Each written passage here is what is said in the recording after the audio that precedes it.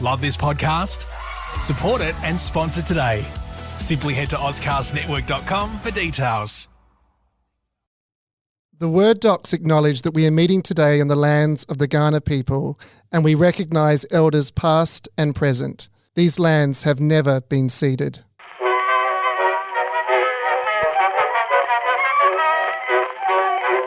Why don't you write when you don't need money, honey? That would certainly make a hit.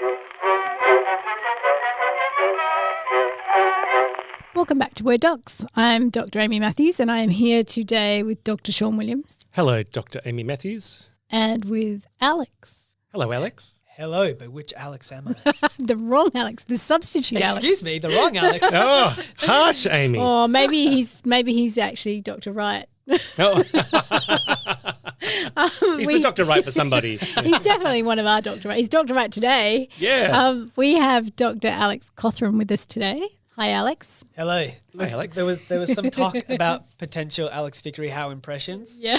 The accent might have given it away. I didn't have time to listen to enough Word Docs to get it down. But in a way, I guess coming in underprepared without my homework is kind of an impression, right? Harsh. I've gone full method. Now we acting. know you do. We know you do listen to the show now. Absolutely. Long time listener, first time caller. So we're really thrilled to have Alex here today because our other lovely Alex is off with COVID again, yet again. So sending our love to AVH and hoping he gets better soon. Yeah, just think of all the preparation time he's got now. He can do his homework. It's great. They told me to make that joke, Alex, if you're listening. They're sliding Don't dollar hold it bills against him. under the table as we speak.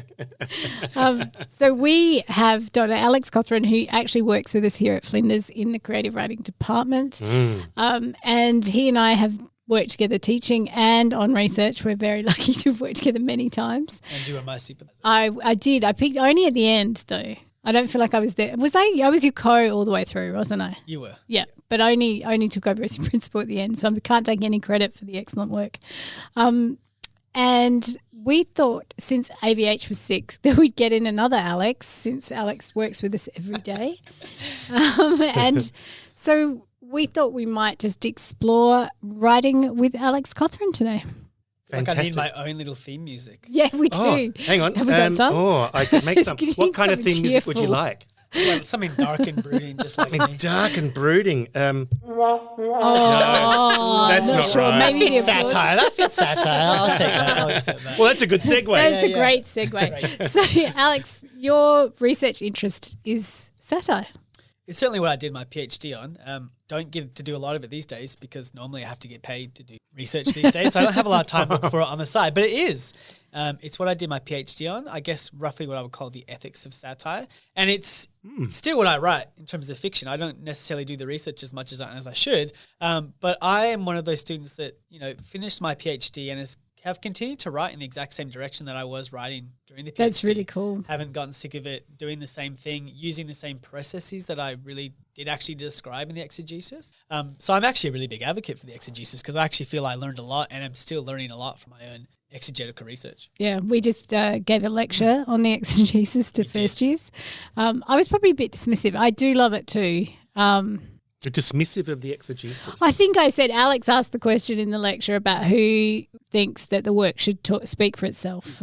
And I did put my hand up because I kind of think both. Like I love the exegesis, but I also think creative academics have to do double the work. That's true. Which is a slightly annoying thing. But okay, so you mentioned a couple of things there I'd love to unpack, Alex. One is around the content, the satire, and you mentioned you kind of stayed in your lane there. So I'm curious about what your lane is on satire, what your thoughts are. And then the second one was on your processes. All right, sure. Well, I mean, look, to quickly outline what my research was in satire, I was writing a collection of satirical short stories. What I discovered along the way is I did a lot of really nerdy research into satire, into the discourse of satire, a really sexy topic. Yeah. Steaming up Word Docs today. And essentially the way that people have understood how satire works for a long time is it's a discourse that involves three participants. So it's me, the satirist, the target that I'm attacking. That's what satire is all about, criticizing and attacking the target. And then it's the audience. But I kind of realized halfway through writing my short stories that actually there was another kind of group of participants that I was worried about. They were kind of bothering me. And so just as an example, let's say I've come in today and I just started yelling at Sean, just saying, Sean is the worst. He needs to get fired from this university. Not again. A big part of Stop challenging. Is that common? Yeah. Stop channeling common Alex with Vickery here right now. Sorry. One Alex, I like the other. The first thing you would say is, why? Why are you attacking this person? And a big part of satire is describing why the person that we are attacking deserves to be attacked. Okay. So, you would naturally say, why are you attacking this person? And in this case, I would say, well, it's because I've discovered that Sean Williams has been murdering students and stealing their stories for over a decade. Oh my God, right? How did you know? That's the reason. Okay. But if you looked at our little triangle of satire, it would just be me, Sean, and perhaps you, Amy, as the audience. Yeah. But someone's left out there. It's the students. It's the poor students that have been, murdered, stories stolen. They're buried in a shallow grave in his backyard. The victim, which is a phrase you didn't want me to use. But they're always there in satire, right? So if we're criticizing Donald Trump over the way he talks about immigrants, the immigrants don't typically come up in the discourse of satire. These little triangles they use to describe it. And that kind of bothered me because when they're not thought about, they're overlooked. So for example, if we go back to the analogy of, I'm talking about with Sean and he's been a serial killer, his murderous ways. That What's becomes worse though, the murdering or the stealing of ideas? I'm I not like sure. that he's caught up on this. He's thinking about it. Is this a thing I can do? What Can will I get away out with of it? Yeah. Sorry, Alex. No. I mean, you're absolutely right. What is the worst part? And I guess the problem becomes, what if, satire is very playful, right? So if I was to satirically, attack Sean, maybe I would do it in the voice of Sean. And the whole story would be, I was totally right to murder these students because, their ideas were good, but they were terrible writers. And I was just, This would be like the Stephen Colbert model when he had the Colbert Yeah, show. exactly right. I'd be describing it in his voice. And, I would expect that an intelligent reader would understand it's never okay to murder students, no matter how untalented they are. But some people might go, he's a #1 New York Times bestselling author. Of course he has the right to murder students, So this group that's left out of this little triangle, they may be being represented in a way that they don't particularly appreciate.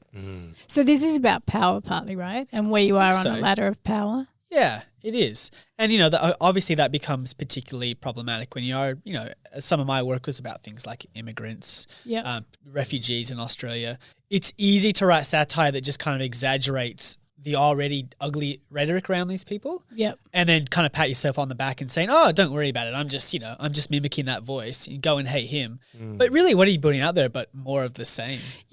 I think you do this really well though. So you have a short story called Let's Talk Trojan Bee that won the Peter Carey Short Story Award. Everyone should go read it. It's in Meanjin, available online. But you've managed to do a story there, I feel like, that doesn't target a victim of any kind. I'm not supposed to use the word victim. What did you call it? I call it the participant zero. The participant zero. The idea being that because if you're going to attack someone, they have to deserve it. And if they deserve it, they've done something bad. And if they've done something bad, they've hurt somebody. So really it's that person that's hurt that begins the whole process of satire. So can you give us just an overview of Let's Talk Trojan Bee, of what just give us a quick synopsis and then explain how you kind of structured the story so that participant zero wasn't, you feel like maybe you handled that in a way you're comfortable with. Yeah, sure. I mean, and that was the story that was the turning point where I kind of started delving into the theory. I went, ooh, this one's a bit weird, because originally it was just told entirely through the voice of like a right-wing conspiracy theorist. This is during the time of Trump, Brexit news, that sort of thing. Breitbart news, that sort of thing. And it was just these outrageous conspiracy theories about why immigrants were coming to the US. They were sent there by George Soros. They were, they were secretly insect aliens, like just all types of crazy stuff that wasn't really that much crazy than what was actually out there. But it was all in one voice, and it was the voice of the people I thought I was making fun of. But then I kind of realized, well, I'm just putting out a slightly more outrageous version of what's already out there. And one thing Trump showed us was things can get pretty outrageous and people still take it seriously, absolutely. right? Yeah, absolutely. So the idea there was, I said, okay, but I want to make sure that this story has a counterpoint to that viewpoint. It needs to have something that says something positive about immigrants and points to the real reason they're leaving these countries, which is destabilized violence, often which is decades of US intervention in those areas, climate change, the real reasons, refugees were coming to the US at the time from Central America. And so originally with the story, I just started clipping in real quotes from real articles from the New York Times, other media sources. They were explaining the real reasons and we're kind of talking back to this one voice.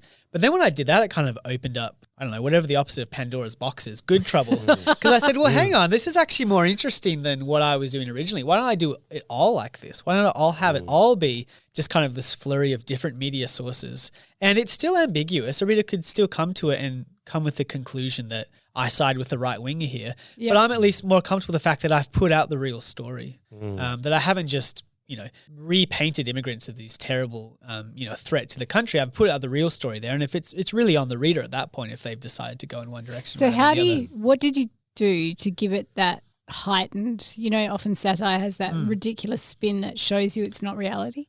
Yeah, well, I mean, gosh, was it that far? I mean, in this case, what I was kind of arguing was that the reason immigrants were coming to the US at the time was because there was all of a sudden there was this influx of new bees. These new bees had come over the border. And because of these new bees, which is kind of, it's a bit untrue because bees don't migrate the way I said, but it is true that climate change patterns are drastically changing the way, different animals move around the planet, move around the continents. And because of these bees and the pollination, they were actually there was this huge stock of food all of a sudden in the US. Like the pollination was off the charts and we had all these, record numbers of apples and strawberries. And that was the reason that immigrants were coming to the country, because all of a sudden there was jobs.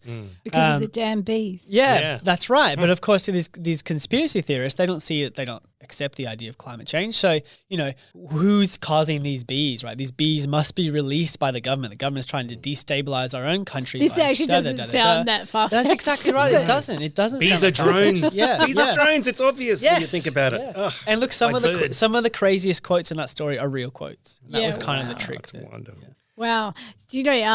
It's really interesting when you started your PhD, it was really at the height of like the Colbert Report and It's Always Sunny in Philly, and there seemed to be this boom of satire.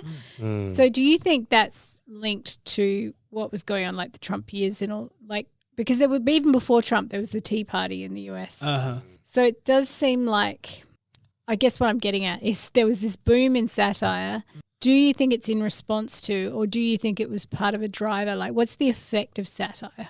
Why did it come about at that time? I mean, I think it was just more visible because of what was happening in the US particularly, although we didn't have the greatest leaders over here at the same time either. No, we didn't. But what was happening in the US, it was it was almost unbelievable. And I think people just turned to satire more. And But does satire have I don't know, does it exacerbate things, I guess is what I'm getting at. Yeah. Is it conciliatory while the world burns? Right, at least you can laugh. Because I used to What are the morals absorb of it? Jon Stewart and Stephen Colbert. Yeah. And one thing I think was interesting post-Trump is the rise of someone, Samantha Bee, another Bee. Yeah.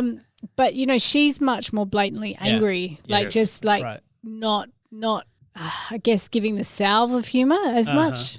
And also, she is, in a way that Colbert isn't, participant zero. I mean, she's reacting. Yes, she's a victim of this kind of stuff as a woman. Yes, that's interesting. Absolutely. Yeah, definitely around that time, satire became, I think, a little less veiled. So interesting, like Colbert Report was, as a child growing up, I just loved it. Like I love the Colbert Report, and I was horrified to learn during the process of my exegesis that when they actually did academic studies on the effect of the Colbert Report, if anything, it pushed people towards George Bush because people believed it. Or if they didn't believe it, even if they understood. Or it gives it a teddy bear kind of cuddliness, maybe. And even when you speak in the voice of the enemy, subconsciously your brain actually accepts it. Yes. Consciously you go, I understand that he is making fun of these people and I'm enjoying it. But there's a lizard part of your brain that goes, oh, yes, right, I understand what you're really saying here. And you can't control that part of it. No. And, I'm not saying that means it's bad. I don't think it had Colbert Report is not like responsible for the coming of Trump. But you would expect a satire like that, which is brilliant, to have had a positive, even if it's a small positive effect. And actually the research showed, if anything, when they got audience members in front of it and they kind of waited for political affiliation, it turned to people slightly more conservative. That's fascinating. And so I don't know whether Stephen Colbert knew this or not, but around the time that Trump came in, he of course dropped the Colbert Report and just became a late night comedian. Yeah. And his monologues there was nothing veiled about them. No, they were really blunt. Yeah, and I would say they were as artistically, not as interesting. His election night special. That was brilliant. Yeah. But that's much less that kind of Jonathan Swift, opaque literary satire than it is just kind of political commentary. Because I remember we used to talk about this a bit when you were finishing up your PhD about, I guess, the anger that's in like what was position of privilege you have to be in to find the satire funny. So you were just saying then, Sean, about Samantha Bee being participant zero. Yeah. And Alex, you were saying you're kind of driven by wanting to name participant zero and say, hey, wait, it's not a triangle. There's another force in play because I remember talking about anger with you about it's not funny when you are the participant zero. Absolutely, yeah.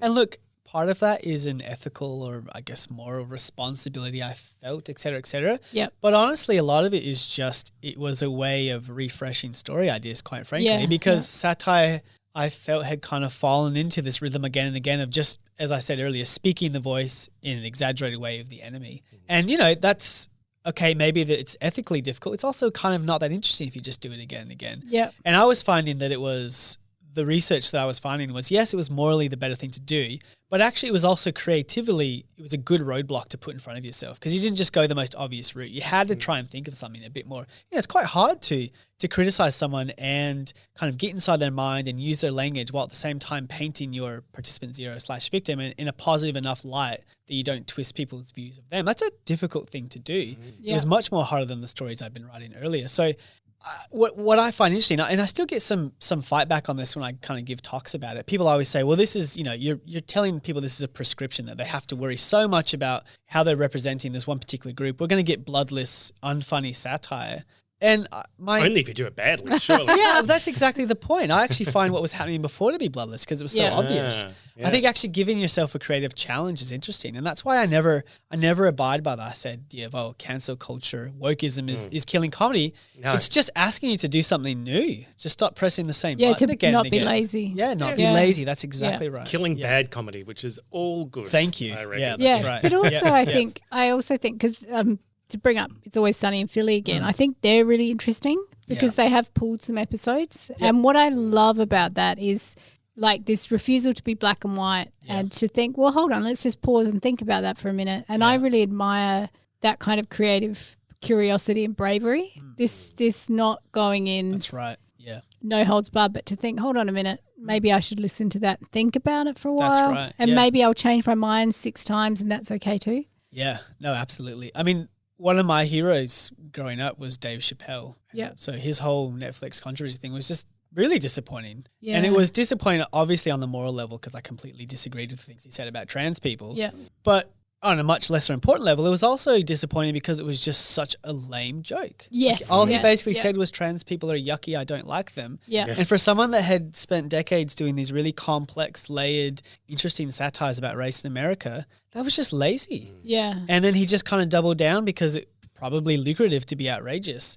And for me, that's just not interesting. The thing about Sunny in Philadelphia is you're saying there's always layers to it. And they kind of, they respond to it. They're so interesting. That's more interesting in the long run. The idea that the target in Philly is overconfident, uneducated, arrogant white people. Yeah. Really? Right. They're just appalling at all times. And it's always about they are entitled. They kind of like do, and one of them's a woman, but they mansplain everything to people who know better than them all the time. And some of my favourites are when they're dealing with lawyers. So good. Anyway, let's get to process maybe. Yeah, so you were talking about kind of using these formal, I don't know, not formal, but these challenges to yourself as a way of being creatively stimulated. So can you talk about that? I'm wondering when in the process do you start off with all this in your head at the beginning, or do you get an idea and then go, well, hey, that kind of works in the old mode, but maybe I need to throw this other extra apex into it, or what? How do you approach writing short stories? I mean, I don't really have an approach other than just pray every day I have an idea that works. I wish I could have something better. But I have definitely found, look, I think another thing is someone that writes satire could pretend all they want that they do it for more. But I think just as writers, we just write what works for us, right? In whatever genre we can get words going. And for me, for whatever reason, that's the one that does it. And I think for me, it's because you start out with a clear enough goal, which is, for example, I just published a story in the Overland. I knew for a year I want to write something about pokies, right? I hate pokies. They're a scourge, right? Yeah. And that's a direction, but it's not plotting. It's kind of enough that you kind of know where you want to get to eventually. but there's no restrictions on how you get there necessarily. And for me, that's kind of the mix of what I need. I need something that I know what I'm doing. It's not a complete blank page, but I'm not going to sit down and plot it out. It's not going to work that way. And you just kind of keep working with it until you find a particular voice that makes it more interesting than it originally could be. And so in that case, and often for me, it's trying to find a language that's not my own, because frankly, I'm not great of like a line by line writer. You know, like if you ask me to describe a tree, I'd just be like, nice tree. You know, some people can go on and on. For me, I have to kind of inhibit someone else's language, so I kind of start being Alex Cothren. And I don't necessarily mean a character. I mean, you know, any sort of form. So for example, that pokey story, I tried for ages to write stories in kind of the first or third person of someone's experiences with pokies and what it had done to them. And it was just always really boring. And it wasn't until I was reading up about the Woolworths pokey scandal, and if you're aware of that, it was about 3 or 4 years ago, where they found out that Woolworths owned pokies. Staff at these pokies were sharing a single document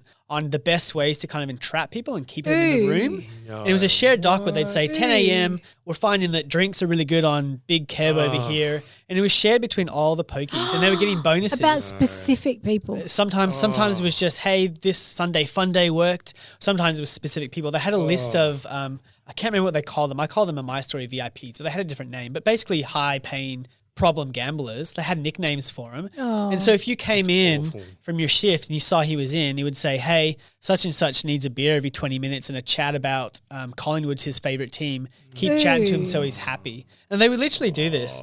And when I found that, I was like, oh, well, there's the voice of the story. So the entire story was this run sheet. And yet over the course of this one day, this one pokey machine becomes haunted and is actually like killing them off one by one, right? But so you kind of play around with it. But it wasn't until I found that voice that I really could do anything with it. But I think also your stories, you're often coming at things from multiple angles. So it's probably when those multiple things line up.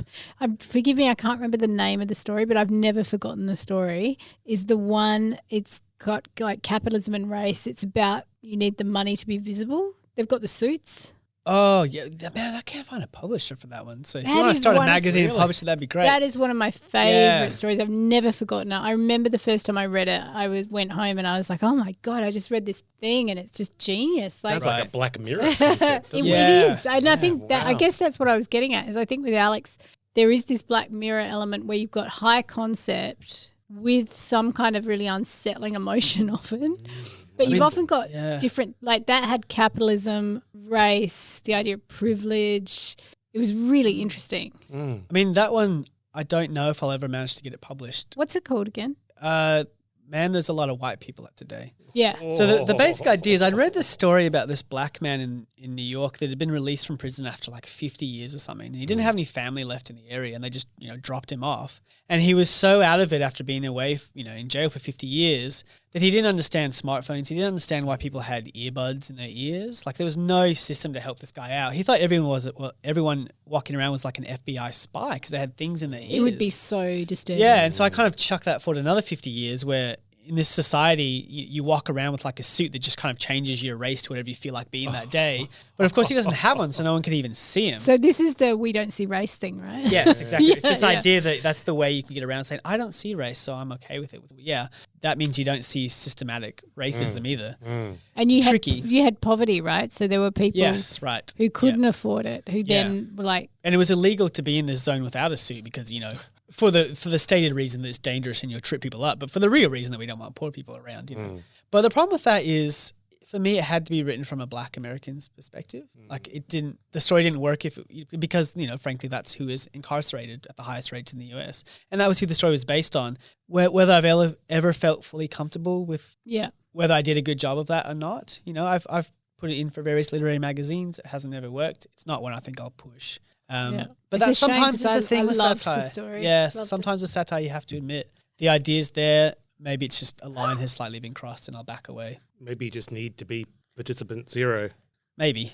To write it, maybe. Right. Somehow, yeah. So why is the short story I'm really struggling with words today. Sorry everyone, I've been up since 4 a.m. today. Oh, that's right. Because, I was going to say. Why Amy? Why are you doing that? Because today is pub day. It's my book birthday. Yeah. My book came out today. So Happy birthday to Amy's book. I've been up since 4 a.m. Doing on my social media. Anyway, what I was trying to gave a get. lecture. I did, Yeah. well, part of a lecture. What I was trying to come to was this idea of why did you settle on the short story as a form? Because I think everyone has a form that feels most natural to them. I don't know why I settled on it. I think I'm very lazy. I don't think so. And I don't like plotting things Nobody out. does. And I don't like plotting things out. So that's always, I think, a little bit tricky with a novel. I know you can do it. Look, to be honest, just when I started the grad dip here at Flinders, I hadn't read that much. I'd read mostly novels, and so I just kind of made it my job of just trying to read all the literary magazines I could, and just, I was reading the Paris Reviews in the library every day. And I just found I preferred short stories, and I still do, quite frankly.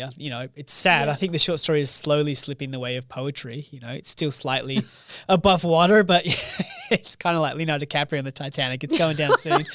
But, It's for clinging me, to it the is the plank best of wood. genre. Yeah, that's right. And it's good for satire, because a lot of ideas in satire are the story is based around the idea, and if you try and extend it over 100,000 words, maybe it doesn't work. It's not as much about character. That might be why it works in television, because it's episodic. Yeah, definitely. Yeah. Yeah. I mean, there's, you look at something like Black Mirror. It works as an episode. One of those episodes strung out over a season wouldn't work, right? Do you And think interestingly, science fiction has had a real boom at novella length Yeah, right. Interesting. because it's now easier to publish novellas I online. wonder if you're demanding a lot from a reader too, because it's conceptual, right? Yeah. Like you're Oh, doing a definitely. lot of work as a reader with satire Yeah. and with TV. You're doing a lot of work, and it's exhausting after a while. Yeah.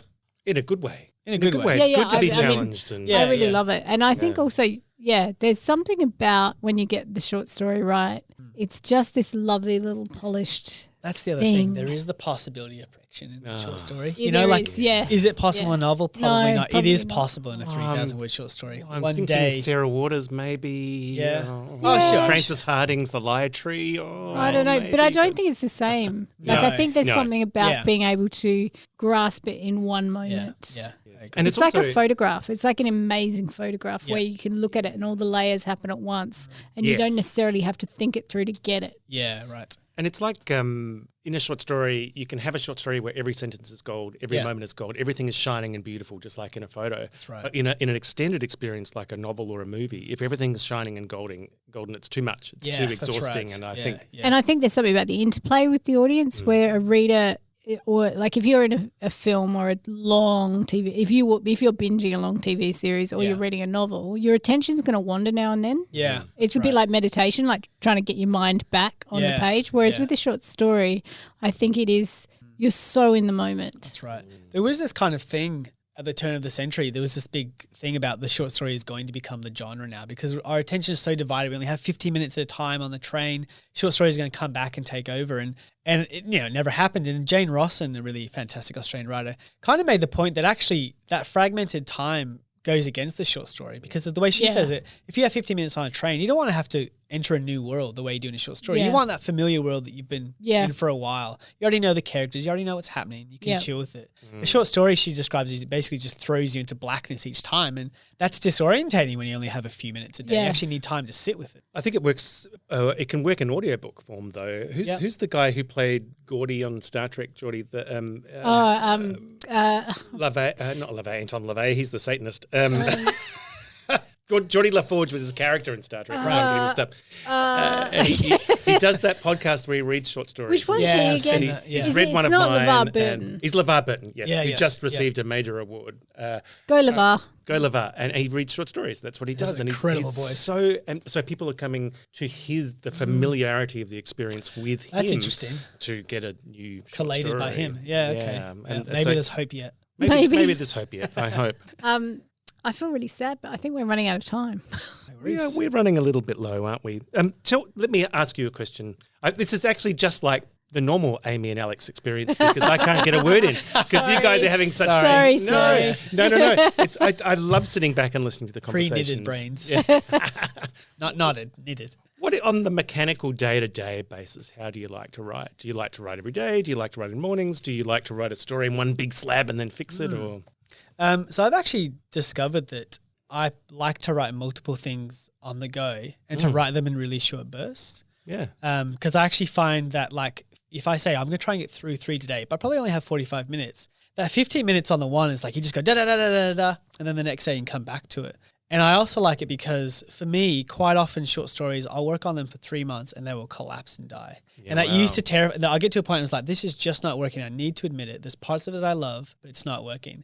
And if that's all you've been doing for 3 months, that is a traumatic moment. Yeah. But if you've been doing 2 others at the same time, it's okay. And actually that moment of kind of abandonment is really important for me because almost every story that has done reasonably well for me has been abandoned at some point. Like proclaimed dead, much like Sean Williams' students, you know. and then Saying they're going to come back and haunt me. Oh, no. That's right. That'd be a Halloween Word Docs. And then all of a sudden you'd be like, oh, wait, that's actually how I can do it. You know, there might be this moment of reframing it later. But to only be doing one at the time, it's kind of like, you know, back in the olden days when they had multiple children. It's because they knew some of them were going to die. Yeah. Sean might get to them. Oh, no. Oh. Now So you for guys me, are picking on me. Normally it's Amy and me picking on Alex. You pick on me in the next episode, Sean. I allow. Okay. Oh, that's good. Well, that's really insightful. Thanks. A little Thanks, bit Alex. each day on multiple. Yeah. Oh, well, we're glad to have you. Yeah, as our thank you. That was a substitute lot of Word fun. doc. Yeah, Yeah, worries. we'll have to have you back. I hope Alex gets sick lots and lots more times. Tell us, listeners, which Alex do you prefer? No, we can't do that. Maybe, Sorry, Alex. luckily, in our usual working life, we get both of them. So Well, that's right. Lucky I wonder dogs. if we can find like a substitute Amy and a substitute Sean, or whether Alex Cothren becomes the substitute for all of us. Oh, God. yeah, you have to come in and be the substitute Amy next week. There's definitely something about late capitalism that the poor guy is sick for one day I and know, there's we've just another replaced him. Alex that takes his place and that's it. right. You're done. Oh, we do done. love you, AVH. We do hope do. you're not suffering too much. No, poor Alex. Don't get Thanks. COVID again in another 6 weeks. That would be really sucky. Yeah, he's had a bad run, the poor guy. Anyway, we have missed him, but we're very happy that you've been here with us. Thank you, Yes, Alex. thanks, guys. That Thank was an you. honour. Thank Wonderful you so much. conversation. Now, Thank you. Alex, substitute Alex, do you know how we end the episode? I don't. Do you know what you have to say next? I actually don't. Oh, Sean. what- I always I always listen to these at bedtime. I told him the other and day. then I fall fall asleep asleep before by the this end. point. Hey, Alex sorry. was saying to me when he was listening to the climate change one that it's really weird listening when you talk to these people every day. He said like I would say something on the pod and you'd talk back to me. In my half sleep, I actually answer back to you. So, really, this is not my first time on the pod. I've been in multiple dreams. Multiple times. That's right. What would you say to our listeners as a final piece of advice? Like if you could give a pithy piece of 2 words sign off. 2 words. I'm trying to lead No, you it's not gonna towards happen. the phrase Alex hates saying just right. No, happy writing. Happy Happy, well, same thing. Happy writing. Fear Sean. There's our new sign off. I can live with that. That sounds great. That sounds scary. Well, anyway, thanks for joining us, Alex cheers. Cothren. Everyone, fear Sean and happy writing. Fear me. Bye. Why don't you write when you don't need money? All your notes sound alike too much. All of them starts with I love you, honey, but they end with the same old touch. Just for a change, send a nice loving letter and cut out that please remittance. Why don't you write when you don't need money, honey? That would certainly make a hit. Boom, boom, boom, boom. Shine. Boom, boom, boom, boom. I really love the changes she made to my story. Boom, boom. Thanks for cutting out all the semicolons. This is the end. Still gonna haunt you though. It's very good. It's very good. I'm actually fearing both of you right now. That's perfect. Thank you. Great. Okay, I'll stop recording. Love this podcast? Support it and sponsor today. Simply head to ozcastnetwork.com for details.